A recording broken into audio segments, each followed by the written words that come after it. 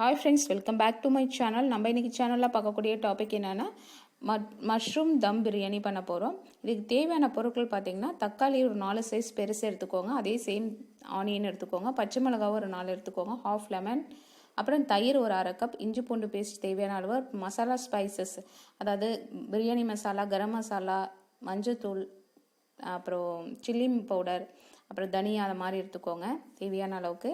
அடுத்தது இந்த மஷ்ரூமை கட் பண்ணி க்ளீன் பண்ணி வச்சுக்கோங்க. இது அப்புறம் பட்டை லவங்கம் அந்த ஸ்பைசஸ் எடுத்துக்கோங்க. அப்புறம் புதினா கொத்தமல்லி ஒரு கப் எடுத்துக்கோங்க, ஒரு கைப்பிடி. இப்போது பாத்திரத்தை கேஸில் வச்சுட்டு நீங்கள் என்ன பண்ணுங்கன்னா ஆயில் ப்ளஸ் நெய் ஊற்றிக்கோங்க. ஊற்றிட்டு அந்த பட்டை லவங்கம் எல்லாம் போட்டுக்கோங்க. போட்டுட்டு நல்லா ஃப்ரை ஆனோடனே வெங்காயம் பச்சை மிளகா போட்டு வதக்கி, அப்புறம் இஞ்சி பூண்டு பேஸ்ட் போட்டு வதக்கிக்கோங்க. அப்புறம் தக்காளியும் போட்டு நல்லா வதக்குங்க. இப்போது இந்தியா கேட் ரைஸ் நான் எடுத்திருக்கேன். உங்களுக்கு என்ன மாதிரி பிராண்ட் வேணுமோ அதை மாதிரி எடுத்துக்கோங்க. அதுக்கு தேவையான அளவுக்கு ரைஸ் எடுத்துக்கோங்க. இப்போ இது நல்லா வதங்கிட்டு இருக்கு. இது வதங்கி முடித்த பிறகு பார்த்தீங்கன்னா புதினா கொத்தமல்லியும் சேர்த்து நல்லா போட்டு வதக்குங்க. இதெல்லாம் நல்லா பைண்ட் ஆகிட்டு ஒரு பேஸ்ட் கன்சிஸ்டன்சிக்கு வரணும். அடுத்தது ஸ்பைசஸும் போட்டு இது கூட நல்லா வந்துட்டு ஃப்ரை பண்ணிக்கோங்க.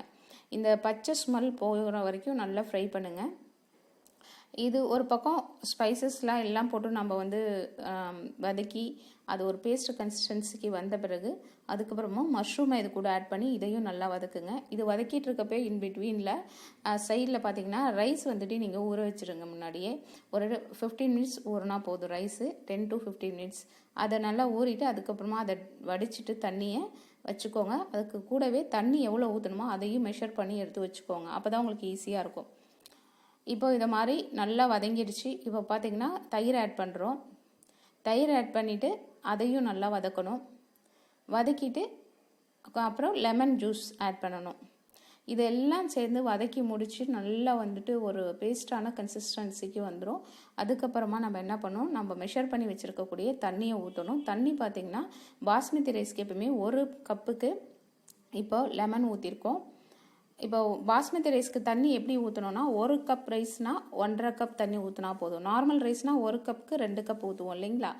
அதை மாதிரி இல்லாமல் இதுக்கு ஹாஃப் குறைச்சிக்கோங்க. இதை ஊற்றிட்டு அப்புறம் நல்லா பாயில் ஆகணும் தண்ணி. அதுக்கப்புறமா தான் நீங்கள் ரைஸ் போடணும். ஃபஸ்ட்டு தண்ணியை ஊற்றிட்டு உடனே போடக்கூடாது ரைஸு. இப்போ நல்லா கொதித்த பிறகு நீங்கள் ரைஸை போட்டு நீங்கள் என்ன பண்ணுங்கள், மூடி வச்சுருங்க. அந்த ரைஸ் வந்துட்டு நல்லா கொதித்து தண்ணியும் ரைஸும் ஈக்குவல் ரேஷியோக்கு இந்த மாதிரி வந்த பிறகு நீங்கள் தம் வைக்கணும். அதாவது மூடிட்டு கீழே சிம்மில் வச்சுட்டு கேஸை ஃபுல்லாக மேலே வெயிட் வச்சுருங்க. பாத்திரத்தில் தண்ணி பிடிச்சி இந்த சிம் வந்துட்டு 10 நிமிஷத்துக்கு இருக்கணும். அப்புறம் ஆஃப் பண்ணிவிடுங்க. அதுக்கப்புறம் மேலே அந்த வாட்டர் இருக்கு இல்லையா, அது ஒரு 10 நிமிஷத்துக்கு இருக்கணும். அதுக்கப்புறம் ஃபுல்லாக எடுத்துட்டு நீங்கள் ஓப்பன் பண்ணி பார்த்தீங்கன்னா இதை மாதிரி இருக்கும் பிரியாணி. ரொம்ப டேஸ்டியாக பொலன்னு இருக்கும். ஒன்றோட ஒன்று ஒட்டாமல் நல்லா வந்து டேஸ்ட்டாக ஜூஸியாக இருந்தது பிரியாணி. சொல்கிறதுக்கு வார்த்தையே இல்லை, அந்த அளவுக்கு டேஸ்ட்டாக இருந்துச்சு. நீங்கள் இந்த மாதிரி செஞ்சு பாருங்கள், உங்களுக்கும் அதோட டேஸ்ட் தெரியும். கண்டிப்பாக இது மாதிரி செஞ்சு சாப்பிட்டு பாருங்கள். இந்த வீடியோ பிடிச்சிருக்குன்னு நினைக்கிறேன். இந்த வீடியோ பிடிச்சிருந்துச்சுன்னா ஒரு லைக் பண்ணுங்கள், ஷேர் பண்ணுங்கள், என்னோட சேனலை சப்ஸ்கிரைப் பண்ணுங்கள், பக்கத்தில் இருக்க பெல் பட்டனை ப்ரெஸ் பண்ணுங்கள், கமெண்ட் பண்ண மறக்காதீங்க. கண்டிப்பாக.